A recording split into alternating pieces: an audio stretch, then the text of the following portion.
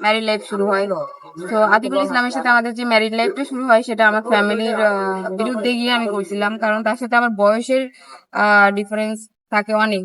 তো এইটা নিয়ে যখন শুনে যে তার সাথে আমি রিলেশন করে বিয়েটা করতে চাইতেছি, আমার ফ্যামিলি টোটালি মানতে নারাজ ছিল। তো আমাদের বিয়েতে আমার ফ্যামিলি কেউ ছিল না। তো খন্দকার আতিকুল ইসলামের অ্যাডভোকেট ছিলেন, ওনার ভাইয়াটার নাম আমি জানি না, ওখানে আর কি মানে একটা স্টাম্পে আমাকে সাইন দিতে বলে আমি দিয়ে দিয়েছিলাম। দেওয়ার পর উনি বলছে যে বাকি ফর্মালিটিস পূরণ করে পরে আর কি আমার গুড ম্যারেজ পেপারটা আমার কাছে দিবে। ওখানে একটা হুজুর ছিল, আমাদের ঘরোয়া বিয়ে করায়া পরে উনি আমাদের ওখান থেকে বের করে। আমরা বাসায় এসে বসুন্ধরাতে আমরা একসাথে থাকা শুরু করি 25 সালের 25/8/2025-এ। সেখান থেকে আমাদের ভালোই চলতেছিল। ওখান থেকে আমরা বাসায় শিফট করি রূপায়ণে।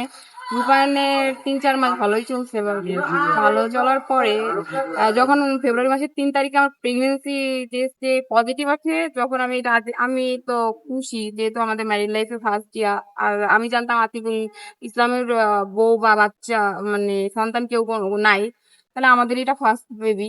এটার জন্য আমি ওকে জানাই যে আমার প্রেগনেন্সি পজিটিভ আসছে। সেখান থেকে শুরু হয় ওর সাথে আমার ঝগড়া, মনোমালিন্য। আহ ও এই প্রেগনেন্সিটাতে খুশি না, আর এই বাচ্চাটা রাখবে না। যখন বাচ্চাটা রাখবে না আমাকে বলে, তখন আমি মানে চাপ সৃষ্টি করলে জানতে পারি যে ওর ওয়াইফ আছে আরেকটা, এবং ওখানে একটা সন্তান আছে, যেটা আমার কাছে লুকানো হয়েছে। তো এইটা নিয়ে ওর সাথে আমার ঝগড়াঝাটি, এবং মানে ও আমার গায়ে ও কয়েকবার হাত দিছে।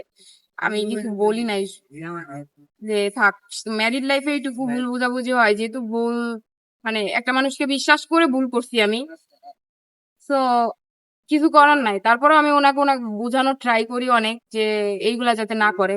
তো একদিন এখানে আসছে, মানে গত মার্চ মাসের 4 তারিখে ও আমার বাসাতে আসছে ফোন দিয়েই যে আমি আসতেছি, তুমি রেডি হও, ডক্টর দেখাইতে যাবে। তো আমি রেডি হয়ে বসে আছি, ও 9টার দিকে আসতে। আসার পরে যখন আমি জানতে পারছি যে কুর্মিটোলাতে আমাকে নিয়ে যাচ্ছে বাচ্চা অ্যাবর্শন করানোর জন্য, তখন আর আমি ডক্টরের কাছে যাইনি। তো এইটা নিয়ে ও আমার গায়ে হাত তুলে ধাক্কাধাক্কি হয়। ধাক্কাতে আমি পড়ে যাই। পড়ে যাওয়ার পরে আমার মাথায় আঘাত লাগে, লাগার পর ফ্লোরে ব্লাড ছিল। তারপরে ওর বড় ওয়াইফকে ও ওয়াশরুমে যে একটা এসএমএস করে, সেভ মি, এখানে আমাকে আটকায় রাখা হয়েছে।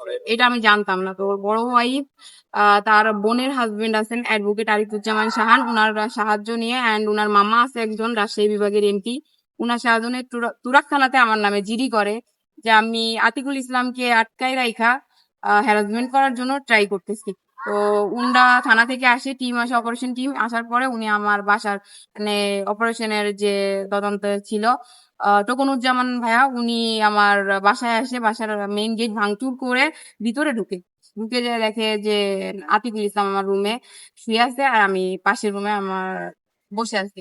তারপর আমাকে জিজ্ঞাসা করে যে আতিকুলের সাথে কিসের সম্পর্ক আমার, আমি আতিকুলকে ব্ল্যাকমেল করার জন্য আটকে রাখছি কিনা। তারপর উনি আমার পুরা রূপায়ণ সিটি সোসাইটির সিকিউরিটি গার্ড সবাইকে ডাকি।